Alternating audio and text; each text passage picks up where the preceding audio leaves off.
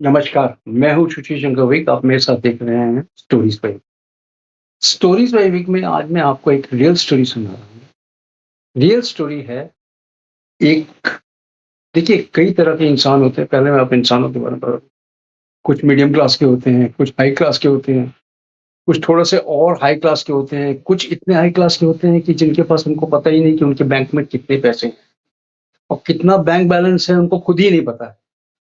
तो आज मैं एक ऐसे शख्स की स्टोरी सुनाने जा रहा हूँ जिसके पास यही नहीं पता है कि उसके अकाउंट में कितने पैसे हैं।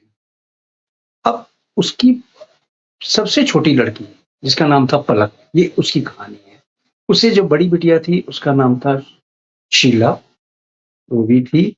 एक उसका बड़ा भाई था, जिसका नाम था अशोक। ये सारे जो बच्चे थे, 2 बेटियाँ और 1 बेटा, लाडो-प्यार से पले थे।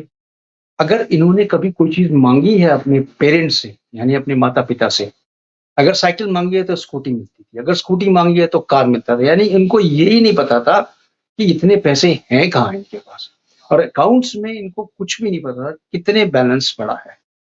तो इस तरह से जो बच्चे लाडो-प्यार में पलते हैं, वो बिल्कुल आप ये कह लीजिए या तो बहुत ही अच्छे होते हैं या बहुत ही बर्बाद होते हैं। तो ये जो कहानी आज मैं आपको बताने जा रहा हूँ, ये पलक नाम की लड़की का है। उसी समय पलक की सारी जो दोस्त थी, वो कनाडा पढ़ने गई थी। अब पलक भी कनाडा जाना चाहती थी पढ़ने, लेकिन इसके माँ-बाप ने भेजा नहीं क्योंकि माँ-बाप ये चाहते थे कि ये मेरी बिटिया पलक मेरी आँखों के सामने रहे और आँखों के सामने उसी समय रह सकती है जब वो इंडिया में रहे। इंडिया में रहने का मतलब ये था कि उसके आस-पास भी वो कहीं पढ़ने के लिए भेज सकते थे उसको, लेकिन आउट ऑफ इंडिया नहीं भेजना चाहते थे पलक को। और पलक इतनी बिगड़ी हुई लड़की थी कि कभी इसने पानी का गिलास अपने हाथ से नहीं उठाया था, कभी इसने कपड़े नहीं धोए थे, कभी इसने दरवाज़ा नहीं खोला था। इससे ज़्यादा क्या देखिए घर का दरवाज़ा भी कभी इसने खोला नहीं था। द घर का दरवाज़ा भी खोलने के लिए जो वहाँ पे गार्ड्स लगे हुए थे, वो गार्ड खोलते थे। कार में जाना, कार के दरवाज़ा खोलने में पूरी ऐशो-आराम से पलक रहती थी और गुस्सा पलक की नाक पे था। नाक के ऊपर गुस्सा इतना रखा हुआ था कि मक्खी भी नहीं बैठ सकती थी इसके नाक। तो पलक जो थी, इस तरह से पलक ने को जो भेजा उन लोगों ने इंडिया में ही पढ़ने के लिए कहीं बाहर भेज दिया। यानी अपने घर से अ, 200 किलोमीटर दूर कह लो या 100 किलोमीटर दूर या 150 किलोमीटर दूर पे एक हॉस्टल में इसको भेजा। अब ये हॉस्टल में जब अंदर जाने लगी तो हॉस्टल में जैसे ही जा रही थी इसके फादर ने फ़ोन से वार्डन को बोला कि भाई इसका कमरा एकदम बढ़िया-सा बना देना। इसके कमरे में एक्स्ट्रा चार्जेज़ ले लेना लेकिन कमरा जो है इसका टॉप क्लास का बनना और जो इसका कमरा बनाना पलक का उसको स्पेशल ये देना कि वो एकदम 24 घंटे उस कमरे को नीट एंड क्लीन रखे।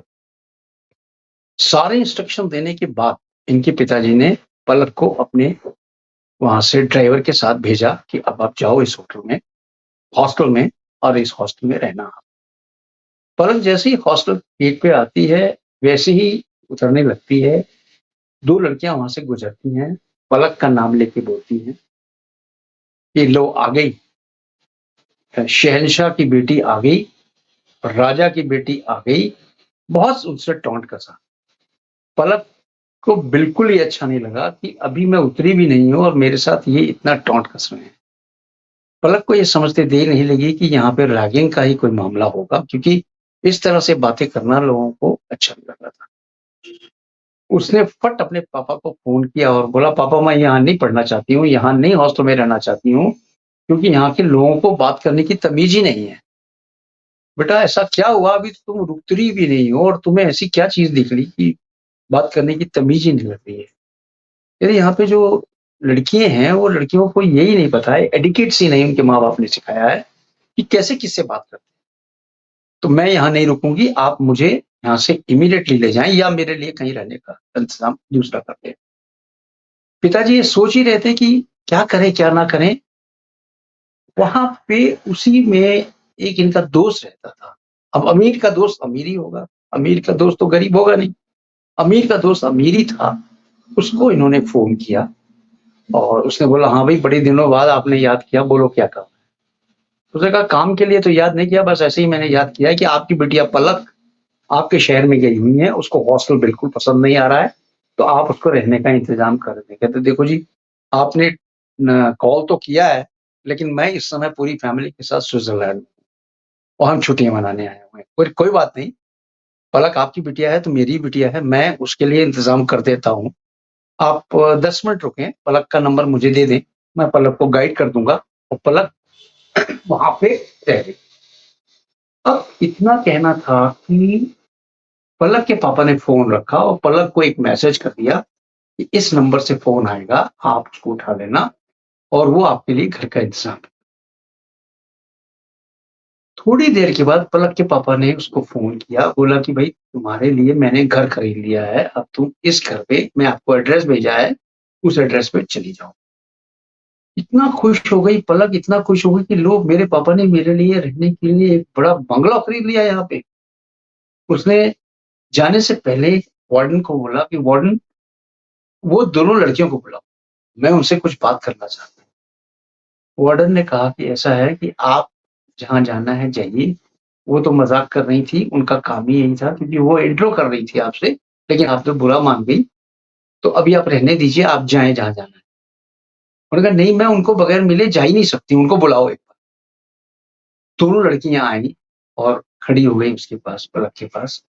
पलक ने कहा कि देखो जितनी देर मैंने फ़ोन पे बात की है, उतनी देर में मेरे पिताजी ने मेरे लिए यहाँ पे एक बंगलो खरीद लिया है। आप लोग की औकात तो इतनी भी नहीं है कि एक किसी से अच्छी तरह बात कर सको। मेरे पिताजी देखो, थोड़ी-सी बात के लिए मेरे लिए एक पूरा बंगलो लेके गए हैं मेरे को रहने के लिए। लड़कियाँ भी हैरान हो गई कि लो, अभी ये पढ़ने आई है और यहाँ बंगलो लेके रहेगी। खैर उन्होंने कहा कि ठीक है, मुझे माफ़ कर दो, मेरी गलती हो गई। हम तो इंट्रो कर रहे थे, लेकिन आप तो बहुत कहती हैं ऐसा भी कहीं इंट्रो होता है, जिस तरह आप करती हैं? हम भी बाहर रहते हैं, हमको भी पता है किस तरह से दोस्ती की जाती है। खैर चलिए, छोड़िए मैं अब जा रही हूँ अपने घर, अब थोड़ा बैठने की, बात करने की तमीज़ सीखिए। इतना कहते ही वो अपनी गाड़ी में बैठ गई और गाड़ी में बैठ के ड्राइवर को बोला, "ड्राइवर इस पते पे ले चलो।" ड्राइवर ने कहा, "ये पता मुझे पता है, मैं लेके चलता हूँ।"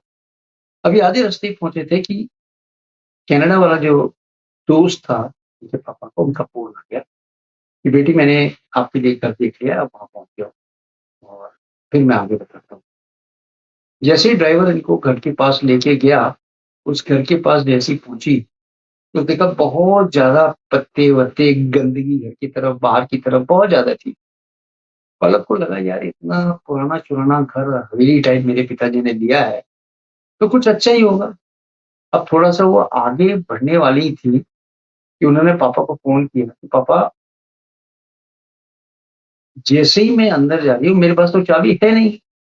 तो पापा ने कहा, "अरे हाँ, रुको, रुको मैं बात करता हूँ।" और उसने कनाडा वाले दोस्त को बात की, कनाडा वाले दोस्त ने बोला स्विट्ज़रलैंड सॉरी, स्विट्ज़रलैंड वाले दोस्त ने बोला कि मैं अभी आपको चाबी का इंतज़ाम करवा देता हूँ। आप चाबी जो बगल वाला घर है, वहाँ से जाके आप ले लीजिए, आपको चाबी मिल जाएगी और आप वहाँ पे रहिए जाके। और मैंने आपके लिए एक मेड सर्वेंट का भी इंतज़ाम कर दिया है, जो आपके लिए खाना बनाएँगी, 24 आवर्स आपके साथ रहेगी और आपका देख-रेख करेगी। पलक बहुत खुश हो गई। पलक इतना खुश हो गई कि कम से कम मेरे साथ कोई तो रहेगा।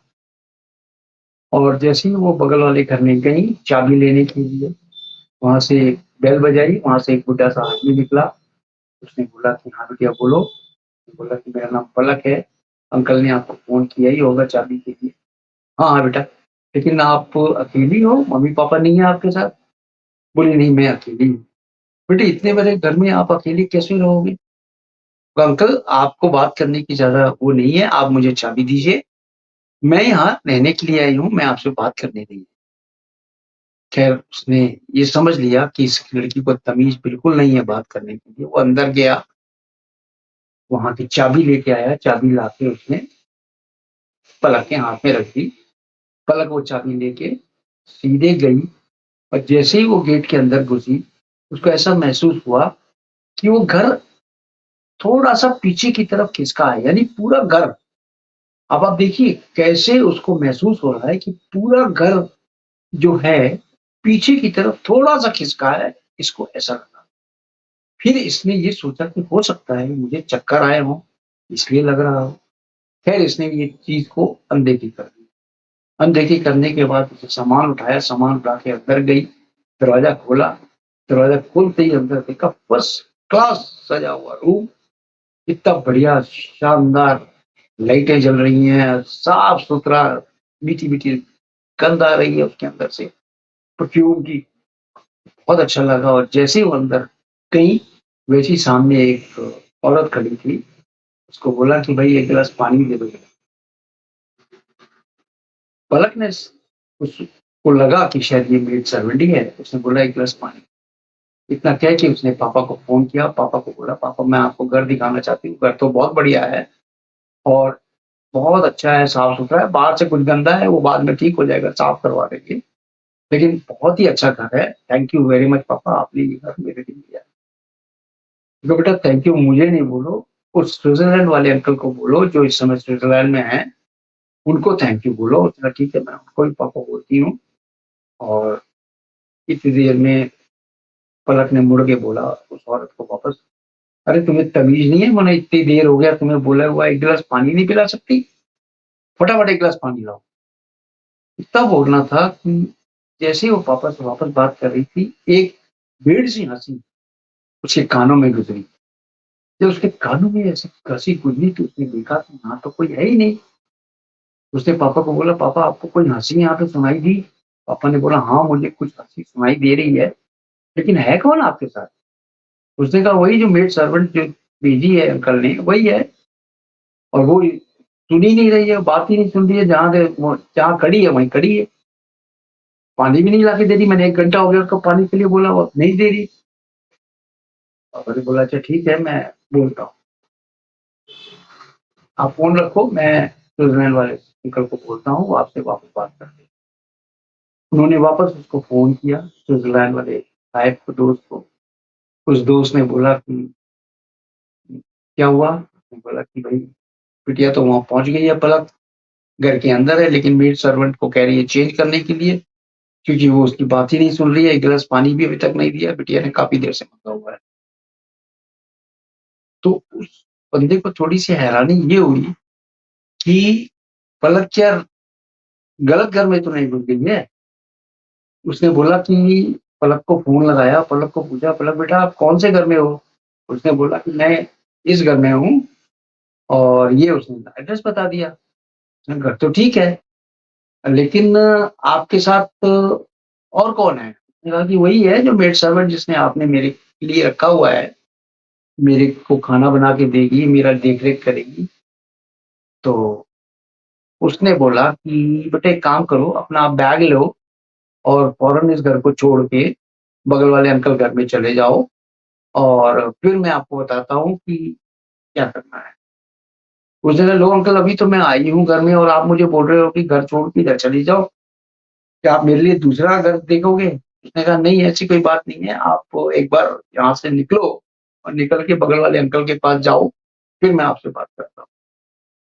तो जैसे ही वो मुड़ी निकलने के लिए संभाल की तो ये देखती क्या है कि वो जो औरत थी, वो औरत इसकी तरफ ही बढ़ती हुई आ रही थी और इसकी तरफ लंबे-लंबे हाथ करके इसको पकड़ने की कोशिश कर रही थी। लेकिन पलक को कुछ समझ में नहीं आया, लेकिन ये डर तो रही थी अंदर से कि ये ऐसा क्यों कर रही है मेरे साथ। उसने फट कमरे को छोड़ बाहर आ गई, दरवाज़ा बिड़का दिया, दरवाज़ा बिड़का के भागी-भागी अंकल के पास चली गई बगल में और बगल में जाके अंकल को आप बीती बताई। अंकल ने बोला, "बेटा, मैं यही सोच रहा था कि आपके साथ कोई अनहोनी ना हो जाए, क्योंकि अगर अनहोनी होती है आपके साथ, तो मैं ही कल्प्रिट हूँगा क्योंकि मैंने ही आपको जाने से नहीं रोका।" ये सुनते ही पलक के होश और उड़ गए। पलक ने पूछा, "ऐसे क्या बात है वहाँ पे?" पलक ने बोला कि, "मुझे तो कुछ समझ में नहीं आ रहा है, लेकिन वहाँ पे एक औरत थी जिसके मैंने पानी माँगा। क्या वो आदमी के भी हाथ-पाँव फूल गए, बूढ़े आदमी के। उसने बोला कि, "क्या आपने वहाँ देखा क्या उसको?" हाँ, मैंने देखा, मैंने बात की, लेकिन वो मुझे पानी नहीं दे रही थी। उसने कहा, "अच्छा, तो बेटा आप यहाँ बैठो, हम आपको पानी पिलाते हैं।" उन्होंने पानी ला के दिया, बूढ़ी अम्मा थी, उसने पानी ला के दिया। उसने कहा, "बेटी तुम ठीक तो हो?" पलक ने कहा, "हाँ, हाँ, अम्मा जी मैं ठीक हूँ, मेरे को कोई प्रॉब्लम नहीं है।" थोड़ी देर में बाहर से एक आवाज़ आती है, "पलक बिटिया यहाँ पे है? पलक बिटिया है यहाँ पे?" पलक बिटिया है, दरवाज़ा खोला, देखा सामने वही मेड सर्वेंट जिसको वहाँ पे लगाया गया था, वो खड़ी थी। उसने बोला कि, "आप कौन?" उसने बोला कि, "पलक बिटिया मैं ही वो हूँ, मेड सर्वेंट जो आपकी देख-रेख के लिए यहाँ पे आई हुई हूँ, तो आप चलो मेरे साथ, मैं आपको घर लेके चलती हूँ।" तो उसने बोला कि वो जो उसके अंदर है, बोला बेटा कोई नहीं है वहाँ पे, आपको गलतफ़हमी है, कोई नहीं है वहाँ पे, आप चलो मेरे साथ। कहते ही उसको लेके चली पलक को। पलक ने पूछा आपका नाम? उसने बोला मेरा नाम अनीता है। उसने कहा ठीक है अनीता जी, आप आगे-आगे चलें, मैं पीछे-पीछे चलती हूँ। अनीता आगे-आगे चली, पलक पीछे-पीछे चल रही थी। चल के जाके ये वहाँ पे फिर बंगले में प्रवेश करते हैं। जैसे ही बंगले में प्रवेश करते हैं, अनीता अपना सामान रख के अनीता बोलती है पलक को कि आओ मैं आपको पूरे घर का निरीक्षण करा दूँ और मैं आपको बता दूँ कि क्या चीज़ कहाँ है, कौन से कमरे हैं, क्या चीज़ है यहाँ पे। पलक ने बोला नहीं मुझे मेरा बेडरूम और एक वॉशरूम बता दो बस मुझे और कुछ नहीं यहाँ पे देखना, मैं बेडरूम और वॉशरूम ही यूज़ करूँगी, बाकी और कहीं पे भी नहीं जाऊँगी, मैं अपने कमरे से बाहर भी नहीं जाऊँगी। अनीता ने बोला कि अच्छा रुको चलो मेरे साथ मैं आपको पूरा घर दिखाती हूँ। इतना कह के अनीता सामान लेके थोड़ा-सा इधर हुई तो अनीता आगे-आगे थी, पलक पीछे-पीछे थी और अनीता को वो रूम दिखाने के लिए लेके जा रही थी। उसने बोला देखो ये राइट साइड में जो है, ये आपका बहुत बड़ा रूम है, इसके अंदर बिलियर्ड का भी सामान पड़ा हुआ है। आपको कभी मन करे यहाँ बिलियर्ड भी खेल लेना। लेफ्ट साइड में ये बड़ा-सा श्रृंगार रूम है, इसके यहाँ भी देखिए आप ये कंघी वगैरह कर सकती हैं, यहाँ पे आप श्रृंगार कर सकती हैं। थोड़ा-सा और आगे जब बढ़ी है तो इसको वही औरत फिर दिखी है, कोने में बैठी हुई, दुखी-सी बैठी हुई और अनीता आगे-आगे और पलक घूर रही थी। पलक ने धीरे से उस औरत की तरफ देखा और देख के धीरे से गर्दन उधर करते हुए बोली, अनीता जी ये इधर मुड़ो देखो ये पीछे कौन है? ये वही औरत है, जो मुझे पहले दिखी थी।" इतना कहते ही जैसे ही वो मुड़ी अनीता की तरफ, अनीता तो थी नहीं, अनीता तो नीचे थी। अनीता बोलती है, "मैं तो नीचे हूँ, आप वहाँ कैसे चली गई?" तो अनीता कहती है, "अरे! मैंने तो ये सोचा कि आपने शायद पूरा घर का निरीक्षण कर लिया है, आप खुद ही देख रही हो पूरा घर।" पलक बोली, "नहीं, मैं तो यहाँ आपके साथ ही हूँ, आप आगे-आगे पीछे" कहती है पलक कह वो कहती है अनीता कहती है, "मैं तो नीचे ही हूँ, मैं तो अभी रसोई के सामने सामान रखने गई थी, तब तक आप ऊपर चली गई।" उसने कहा, "अच्छा।" अब वो भागती हुई नीचे आई अनीता के पास, अनीता को बोली कि, "मुझे लगता है वो औरत यहाँ मौजूद है और उसी के पीछे-पीछे मैं चली थी।" अब पलक का डर और भी ज़्यादा गहरा हो गया क्योंकि पलक ने कभी भूत-प्रेत से पाला नहीं पड़ा था। भूत-प्रेत और लोगों का जो थी, इस तरह की उसने कहानियाँ सुन रखी थी लेकिन कभी उसने ध्यान नहीं दिया। अब पलक को वापस इसके पापा का फ़ोन आता है, इसके पापा बोलते हैं कि, "आप घर में पहुँच गई ठीक-ठाक बंगलो में?" कहती है, "हाँ।" तो पापा ने इसको बोला, "अच्छा तुम घर में जब गई थी तो वहाँ क्या लिखा हुआ था? कौन से बंगलो में गई हो?"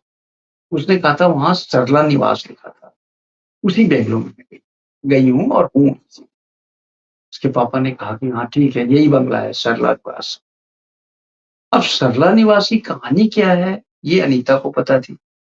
अनीता ने उसको ना बताते हुए अनीता उसको कम्फर्ट ज़ोन में लेके जा रही थी। लेकिन जो पायल थी, वो बहुत ज़्यादा अपसेट हो चुकी थी और इतना डर गई थी कि उसके डर का कोई सीमा नहीं। पायल ने ये सोचा कि मैं इतनी डरी हुई हूँ, मुझसे कोई गलती हो जाए इसलिए अनीता के ठीक पीछे-पीछे वो रहे। अनीता के साथ आगे-पीछे अनीता ने जो उसको स्टोरी बताई वो ये थी कि अनीता ने बोला कि यहाँ पे इस घर में सरला निवास में सरला नाम की एक औरत हुआ करती थी, जिसकी डेथ हो गई और 4-5 दिन के बाद यहाँ से बदबू आने लगी। तब लोगों ने देखा कि यहाँ पे क्या बात है, खोल के दरवाज़ा देखा तो सरला मरी पड़ी थी, लेकिन उसका एक हाथ नहीं मिला। वो हाथ ऊपर सीढ़ियों से ऊपर जाता हुआ कहीं पे दिखा था। आज भी वो हाथ नहीं मिला है। अब सरला निवास एक तरह से भूतई बंगला कहलाता था। इसमें सरला का निवास था और सरला आज भी इसमें रहती थी। सरला किसी को इस मकान को खरीदने नहीं देती थी, क्योंकि सरला की आकस्मिक मौत हुई थी और आकस्मिक मौत होने की वजह से सरला यहाँ पे अभी बिल्कुल मौजूद थी। इस तरह से जब सरला को ये एहसास होने लगा कि मैं यहाँ से मुक्ति मिलेगी, जब मुझे कोई आएगा मुक्ति करेगा, मुक्त मैं होंगी, तभी यहाँ से जाऊँगी, अन्यथा यहाँ पे ही रहूँगी और इस बंगलों की देख-रेख। पायल बहुत घबराई हुई थी कि पायल का सब ऐंठापन, सब शान-ए-शौकत, सब पैसे की गर्मी और सब हर चीज़ निकल चुकी थी। क्योंकि भूत-प्रेत जो होते हैं, इनके सामने ना तो पैसा चलता है, ना तो आपकी हेगड़ी चलती है, ना ही आपके कोई भी तीर-बाण आप चलाओ इनके ऊपर कोई असर नहीं करता है। हाँ, एक तीर-बाण ज़रूर असर करता है, वो है हनुमान चालीसा। हनुमान जी का नाम लीजिए, भूत-प्रेत कभी निकट नहीं आएँगे और आप स्वस्थ रहेंगे। भूत-प्रेत दूर-दूर तक आपके पास नहीं है। दीपक तले अंधेरा इसी को कहा जाता है कि आप अगर पुराने लोगों से मिलते रहेंगे, जुड़ते रहेंगे तो आपको सब चीज़ें वो बताते हैं, क्या करना है, क्या नहीं करना है, आपको जीवन कैसे व्यतीत करना है, ये भी बताते हैं। पायल यहाँ से बहुत ज़्यादा डिप्रेस्ड हो चुकी थी। पायल ने अब ये सोच लिया था कि मैं अब यहाँ नहीं पढ़ूँगी, मैं वापस अपने घर जाऊँगी। पायल ने वापस अपने पापा को फ़ोन किया, पापा को बोला, "पापा मैं यहाँ नहीं रहना चाहती, क्योंकि ये जो है ये भूता बंगला है, इस भूत वाले बंगले में मैं नहीं रहूँगी, मुझे आप वापस बुला लीजिए, मैं आपके पास ही आके पढ़ूँगी।" पायल के पिताजी ने कहा, "ठीक है, बेटा मैं तुमको वापस बुला लेता हूँ।" उसने कहा, "रात को तो यहाँ सोना ही पड़ेगा।" अनीता के साथ पायल रात को सोती है। फिर वही जो औरत थी आती है और इसको कहती है, "चलो मेरे साथ, हम आपको लेके चलते हैं और पूरी दुनिया दिखाते हैं।" लेकिन जाने के लिए पायल बिल्कुल तैयार नहीं हुई, लेकिन पायल से इसने कुछ कहा नहीं और अनीता को ये सारी बातें पता चल गईं। अनीता ने पायल को बोला कि आप एक काम करो, आप नहीं रह सकते यहाँ पे, आप अपने घर चले जाओ वापस और वहीं से पढ़ाई करो। तो अनीता ने पायल को वहाँ से वापस भेज दिया, लेकिन वापस आते-आते पायल को ऐसा लग रहा था कि वो डायन, पिशाच, भूत जो था इसके साथ ही आ रहा है। लेकिन ऐसा कुछ नहीं था, इसको एक फीलिंग हो रही थी कि हो सकता है कि मेरे साथ ही वो भूत या भूतनी मेरे साथ जा रही है। ऐसा कुछ नहीं था। एक पायल के दिमाग में डर बैठ गया था।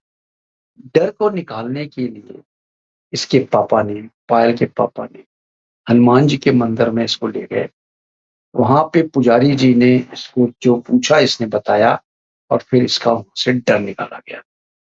जब पायल का डर निकल गया तो पायल आज भी इतनी सोफिस्टिकेटेड लेडी है और जो बातें करती है आज भी ऑन द ग्राउंड बातें करती है, पैसे का बिल्कुल घमंड नहीं है। उसने दुनिया इसी दौरान देख ली और अब वो बिल्कुल स्वस्थ है, बढ़िया है और अपने पापा के पास ही रह के वहीं पे पढ़ाई कर रही है। तो आपका ये एपिसोड कैसा लगा आप बताइएगा।